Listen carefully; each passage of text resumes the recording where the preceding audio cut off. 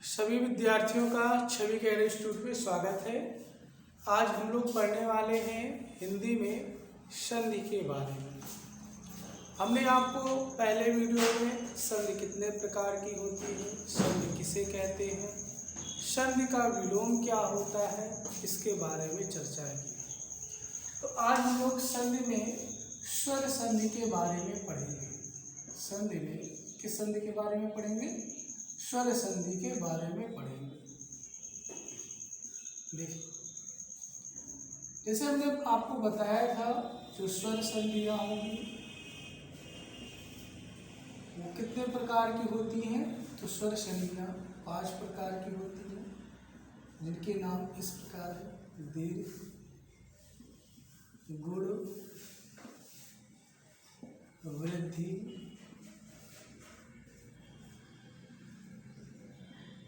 आयादी,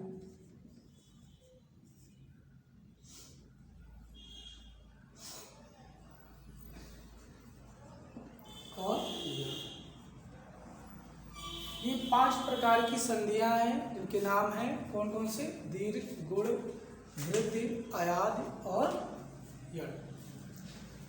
जब हम लोग किसी भी शब्द का विच्छेद करते हैं तो हमें कुछ बातों का ध्यान देना आवश्यक है। पहली चीज, यदि उन शब्दों का हम विच्छेद करते हैं तो उसमें जो पहला पद होता है और जो अंतिम पद होता है, तो पहले पद का जो अंतिम वर्ण होगा और दूसरे पद का जो प्रथम वर्ण होगा, इनके बीच में क्या होगी? संधियां होंगी। इनके बीच में संधियां होंगी। दूसरी चीज ध्यान देना है, यदि हम किसी भी शब्द को तोड़ रहे होंगे, 2 भागों में तोड़ रहे होंगे, तो पहले और दूसरे भाग में कोई ना कोई विकार जरूर उत्पन्न होगा। यदि विकार नहीं होगा तो वहां पे संधि नहीं होगा। तीसरा चीज, यदि हम जो है विच्छेद करेंगे तो हम 2 प्रकार से विच्छेद को कर रहे होंगे। एक विच्छेद मात्रिक होगा और एक विच्छेद वणिक होगा। यानी यहाँ एक जगह पर मात्राओं को तोड़ रहे होंगे और एक जगह किसे तोड़ रहे होंगे? वर्णों को तोड़ रहे होंगे। यदि हम मात्राओं की बात करें तो हम जानते हैं केवल स्वर में ही मात्राएं होती हैं और व्यंजन में मात्राएं नहीं होती हैं। तो इस प्रकार केवल स्वर संधि में ही मात्रिक विच्छेद होगा और वणिक विच्छेद केवल व्यंजन में ही होगा। यानी मात्रिक विच्छेद हो जाएगा किसमें? स्वर संधि। यदि हम मात्राओं की बात करें तो इनके लिए मात्राएं हैं। इनकी मात्रा की बात करें तो इनके लिए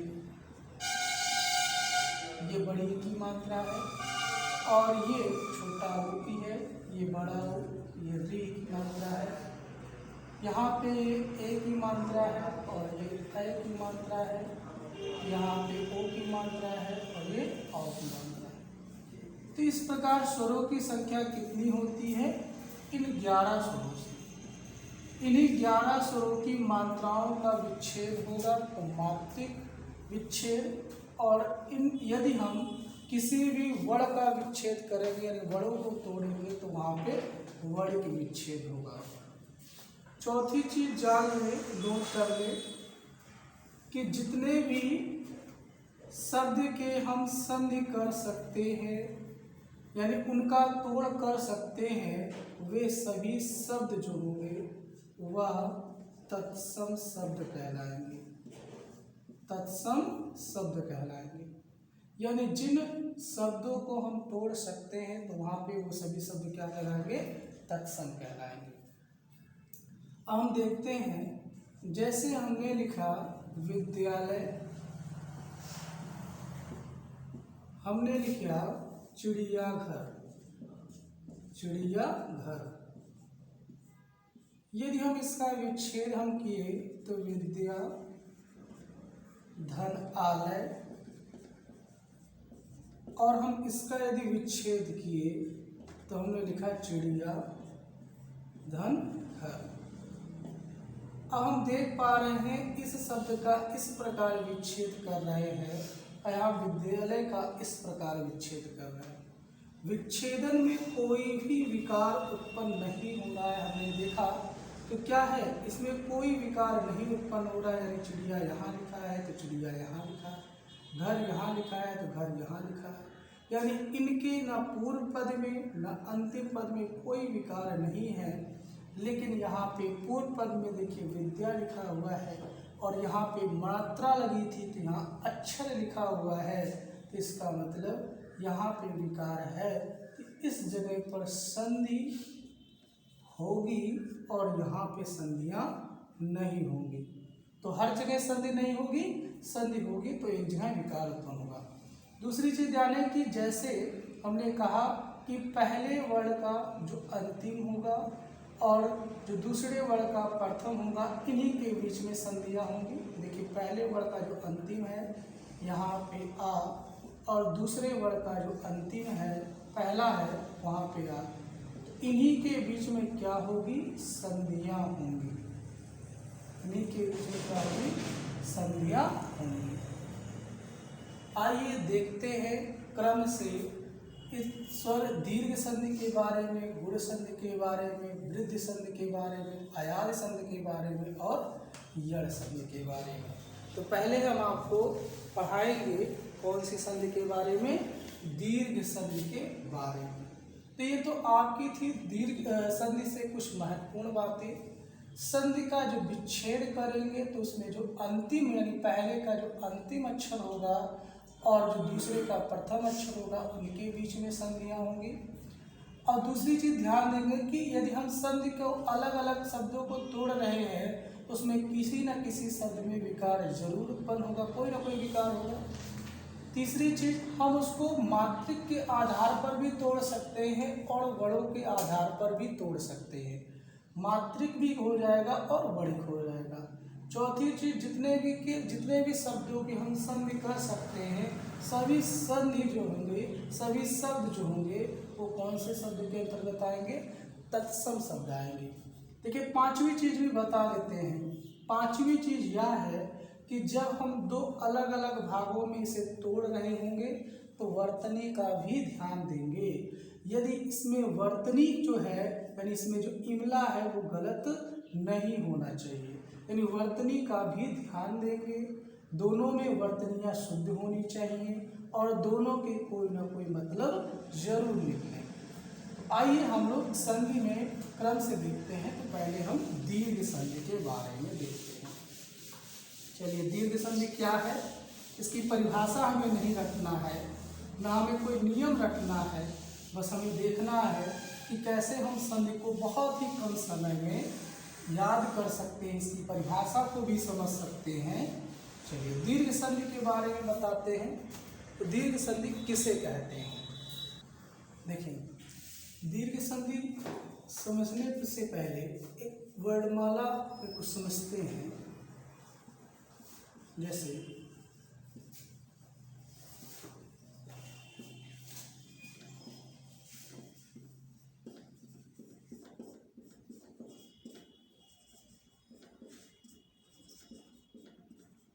हम जानते हैं कि स्वर कितने प्रकार के होते हैं, 11 प्रकार के होते हैं, जिसमें 2 भागों में इन्हें डिवाइड कर दिया जाए। यह जो होते हैं इन्हें सजातीय या सवर्ण कहते हैं, इन्हें विजातीय नाम दिया जाता है। देखिए, इन शब्दों का जब हम उच्चारण करते हैं, इन अक्षरों का जब हम उच्चारण करते हैं तो वो एक भाग से होता है, लेकिन इन सब जो अक्षरों का उच्चारण करते समय हमें एक से अधिक भागों के जगह से उच्चारण होता है। जैसे हम ए का उच्चारण करते हैं तो आ और क्या लगता है, ई। हम ओ का उच्चारण कर सकते हैं तो हमें आ और क्या होता है, ओ। यानी यहाँ पे कंठ और तालु दोनों की सहायता से ए का उच्चारण किया जाता है और यहाँ कंठ और ओष्ठ दोनों की सहायता से इसका उच्चारण किया जा सकता है। लेकिन इसका केवल कंठ से किया जा सकता है, इसका केवल तालु से किया जा सकता है, और इसका केवल ओष्ठ से किया जा सकता है, और इसका केवल मूर्धन से किया जा सकता है। तो ये सवर्ण हुए और ये क्या हुए विजातीय, ये सजातीय, तो ये क्या हुए विजातीय हुए। अब देखिए दीर्घ संधि की पहचान क्या है। यदि आप किसी भी शब्द को दो भागों में तोड़े और संधि समान वर्णों में हो, समान वर्णों में हो, ऐसी संधि को आप बोल सकते हैं। कौन सी संधि है? दीर्घ संधि। जैसे हमने देखा आ का यदि हम संधि आ में ही करें या आ का संधि बड़ा आ में ही करें, यानी समान वर्णों में करें, तो ऐसी संधि दीर्घ संधि कहलाएगी। ई का योग ई में करें या ई का योग बड़ी ई में करें या ऊ का योग बड़ा ऊ में करें या ऊ का योग छोटा ऊ में करें या इनका योग आपस में करें, तो ऐसी संधि किस संधि के अंतर्गत आएगी? दीर्घ संधि के अंतर्गत आएगी। अब देखिए इसमें संधि में कैसे हम लोग विच्छेद करते हैं। जैसे हमसे लिखा गया विद्यालय, विद्यालय, तो हम दो प्रकार से इसका विच्छेद कर सकते हैं, मात्रिक और वर्णिक। यदि हम मात्रिक विच्छेद करते हैं तो ये मात्रा को तोड़ते हैं। अभी मात्रा किसकी लगी है? आ की। यदि आ की विच्छेद कर रहे हैं तो यहाँ पे हमने लिखा विद्या धन आलय। तो मात्रिक विच्छेद करते समय आगे हम इसकी मात्रा लगाते हैं और पीछे जिसकी मात्रा है उसका हम अक्षर लिखते हैं। तो हमने अक्षर लिखा, यहाँ हमने मात्रा लगाई। यहाँ पे अगर जोड़ हो रहा है तो यहाँ बड़ा आ है, यहाँ पर भी बड़ा आ है, दोनों समान वर्ण के हैं, इसलिए हम बोल सकते हैं कि इनमें बड़ा आ और बड़ा आ का संधि हुआ है, इसलिए कौन सी संधि है? दीर्घ संधि है। कौन सी संधि है? दीर्घ संधि है। चलिए एक और हम उदाहरण लेते हैं। जैसे हमने लिखा महात्मा। अब देखिए इसको हम अगर विच्छेद करें तो यहाँ से कर सकते हैं। तो हमने लिखा महान धन आत्मा, यानी महान है जिसकी आत्मा। अब देखिए यहाँ पर भी क्या आ रहा है? समान वर्ण आ रहे हैं, इसलिए कौन सी संधि हो गई? ये कौन सी संधि हो गई? दीर्घ संधि हो गई। चलिए एक और उदाहरण लेते हैं। एक और उदाहरण ये है, जैसे लिखा है मनीष। अब यहाँ किसकी मात्रा तोड़ रहे हैं? ई की। यदि हम ई की मात्रा तोड़ लें तो हम जानते हैं समान वर्ण के अंतर्गत आता है, यानी समान मात्राएं लगेंगी। तो इसका मतलब हम ऐसे लिख सकते हैं मही धन ईश। अब देखिए यहाँ पे समान मात्राएं आ रही हैं, इसलिए हम कौन सी संधि बोलेंगे? इसे कौन सी संधि बोलेंगे? दीर्घ संधि बोलेंगे। चलिए हम एक और लिख रहे हैं भानुदय। तो इसको हम तोड़ेंगे तो ऊ की मात्रा तोड़ेंगे और वो समान शब्द में आता है, समान वर्ण में आता है, तो हम लिखेंगे भानु धन उदय। अब देखिए यहाँ से सवाल में आपसे दो प्रश्न पूछा गया। एक तो संधि का पूछा गया, एक वर्तनी का पूछा गया। यदि हम भानु इस प्रकार लिखेंगे तो वर्तनी की दृष्टि से गलत होता है, अगर हम भानु इस प्रकार लिखेंगे तो वर्तनी की दृष्टि से सही होता है। देखिए यहाँ पर भी दोनों वर्ण एक ही साथ आ रहे हैं, तो कौन सी संधि बोल देंगे? हम दीर्घ संधि बोल देंगे। चलिए हम एक और उदाहरण लेते हैं। जैसे लिखा गया कि कवि इच्छा, कवि इच्छा, देखिए ये लिखा गया। अब बताइए यहाँ से भी वही चीज़ें मात्रिक तोड़त करेंगे तो यहाँ पर मात्राएं लगी, यहीं से तोड़ेंगे। देखिए का लिख दिए, वा लिख दिए। अगर ये ई की मात्रा है, यानी यह जो है ई की मात्रा है, तो इस प्रकार हम कह सकते हैं कि यह भी समान वर्ण में टूटेगा। अब देखिए यहाँ पे हमने कवि ऐसे लिख दिया, वर्तनी की दृष्टि से होता है, और हमने इच्छा ऐसे लिख दिया। तो कवि धन क्या हो गया? इच्छा। यानी ये क्या है? ये आपका कौन सी है? समान मात्राएं हैं। इस प्रकार हम इसे कौन सी संधि बोलेंगे? कौन सी संधि बोलेंगे? इसे दीर्घ संधि बोलेंगे। चलिए एक और लिखते हैं हम लोग। हमने लिखा साधु जा। अब देखिए यहाँ पे भी वही चीजें, मात्रिक तोड़ करेंगे तो मात्रिक तोड़ क्या है, अब बताइए समान मात्राओं में टूटेगा या असमान मात्राओं में टूटेगा, तो ये समान मात्राओं में टूटेगा। यदि ये समान मात्राओं में टूटेगा तो हम ऐसे लिख सकते हैं साधु, और धन क्या लिख सकते हैं, ऊ की मात्रा है तो ऊ ही लिखेंगे, ऊर्जा।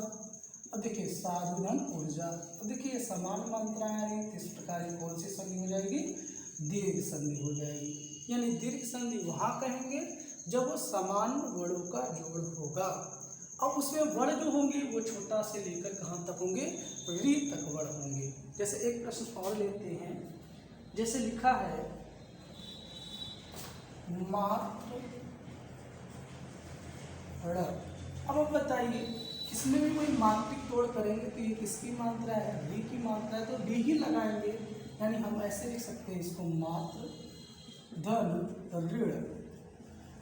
अब आप बताइए इन दोनों में ये दोनों तो क्या है, समान है, इसलिए इसे हम कौन सी संधि बोलेंगे, दीर्घ संधि बोलेंगे। आइए दूसरी संधि के प्रकार देखते हैं। दूसरी संधि क्या है,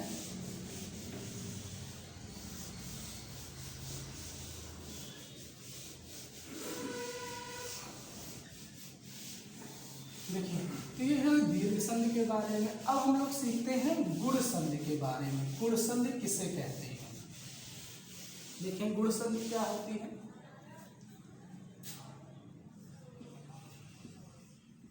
गुण संधि इसमें असमान वर्ण जरूर आएंगे। देखिए हम क्या तोड़ रहे होंगे, ए ओ इन चीजों को तोड़ रहे होंगे। ए को तोड़ रहे होंगे तो ए का उच्चारण कंठ और किससे होता है, तालु से। अभी बोले ए, और अंग्रेजी में भी ए आई लिखा होता है, यानी आगे हम आ लगाएंगे, बड़ा आ भी लगा सकते हैं, पीछे छोटी ई या बड़ी।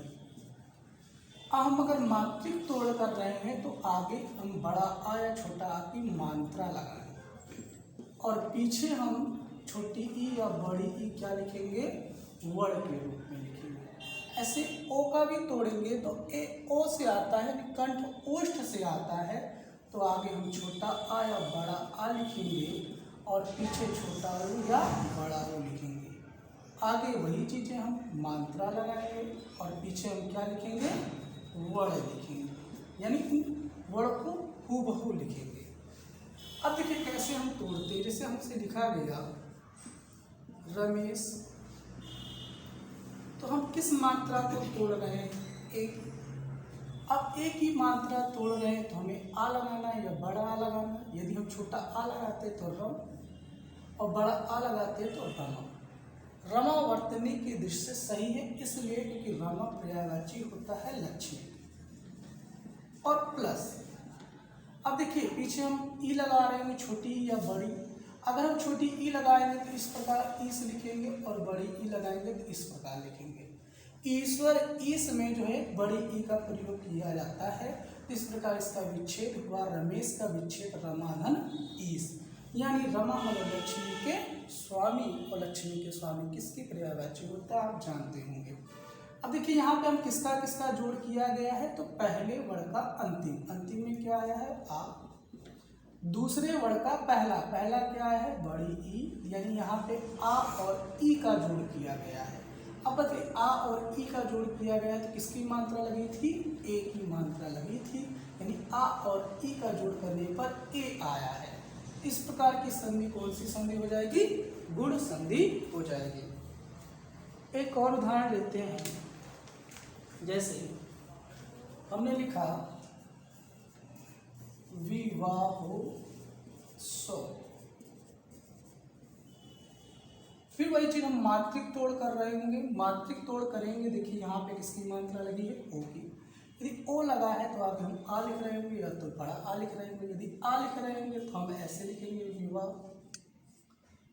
अब देखिए यदि बड़ा आ लिखेंगे तो विवाह। अब तो वर्तनी की दृष्टि से विवाह सही होता है। प्लस में पीछे हम छोटा ऊ लगाएंगे या तो बड़ा ऊ, यदि छोटा ऊ लगाएंगे तो इस उत्सव ऐसे इस प्रकार लिख रहे होंगे। जो कि वर्तनी क्रिया से सही होता है। इसका मतलब इसमें जोड़ हुआ है आ और ऊ का। अब बताइए आ और ऊ का जोड़ हुआ है तो कौन सी मात्रा लगी है? ओ की हुआ है, यानी यहाँ पे आ और ऊ का जोड़ में ओ आया है और ये कौन सी संधि है? कौन सी संधि है? गुण संधि रहेगी, यानी गुण संधि में ए और ओ की मात्रा को तोड़ रहे होंगे। चलिए हमने लिखा है यहाँ पे बालेंदु। अब ये बताइए यहाँ पर भी मात्रिक तोड़ करेंगे, किसकी मात्रा तोड़ेंगे? ए की। आगे हमें आ लगाना है तो हमने लिख दिया बाल, जो कि वर्तनी क्रिया से सही होता है, प्लस अब पीछे हमें ई लगाना है तो हमने ऐसे लिख दिया इंदु। अब बताइए यहाँ पे क्या आया? आ, यहाँ पे क्या आया? ई, और इससे हम कौन सी मात्रा लगा रहे थे? ए की। इस प्रकार इसका संधि विच्छेद हुआ बालधन इंदु। कर लेंगे आप लोग। चलिए एक और लिख देते हैं हम लोग। देखिए सर्वेश्वर, ये लिखा। अब किसकी मात्रा तोड़ रहे होंगे? ए की। आगे हम लिखेंगे आ, इसे सर्व लिखा जाएगा और पीछे हम ई लिखेंगे। अगर बड़ी ई लिखेंगे तो ईश्वर इस प्रकार लिखा जाता है क्योंकि वर्तनी क्रिया से सही है, यानी यहाँ आ और बड़ी ई का जोड़ हुआ है और किसकी मात्रा आई? ए, यानी ए आया है। ठीक। एक चीज और जान लो, इसमें एक और चीजें हैं। यदि आ और री को जोड़ा जाएगा, आ और री को जोड़ा जाएगा तो ये अर का ज्ञान कराएगा। ठीक। पहली चीज ए का है और दूसरी चीज ओ को हम तोड़ेंगे और तीसरी चीज आ और री को जोड़ा जाएगा तो किसका ज्ञान कराएगा? अर का ज्ञान कराएगा। ठीक। एक और हम लिखते हैं हम लोग। एक और है इसमें,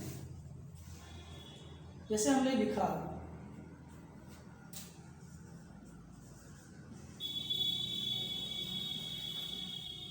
ठीक।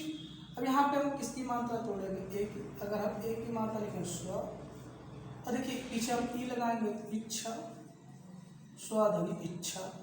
ये देखिए आ आया और यह आया क्या? ई, और मात्रा किसकी लगी? ए की। ठीक। एक और उदाहरण देखते हैं हम लोग। एक और उदाहरण है इसमें, देखिए जैसे लिखा गया तषाण, ये किसकी मात्रा है? री की मात्रा। इसको तोड़ रहे हो, यदि हम यहाँ से तोड़ते हैं तो लिखा गया 10, आ आया और पीछे हम क्या लिखेंगे? री, और क्या लिखेंगे? ड़ा, यानी यहाँ पे आ है और यहाँ पे री है तो किसका शो करेगा? आर का, यानी दशाणा। ठीक। तो इस प्रकार आप संधि विच्छेद कर लेंगे, दीर्घ संधि और गुण संधि से जितने भी संबंधित प्रश्न आएंगे उसको बहुत ही आसानी से कर लेंगे। अगले वीडियो में आपको और भी संधियों के बारे में पढ़ाएंगे।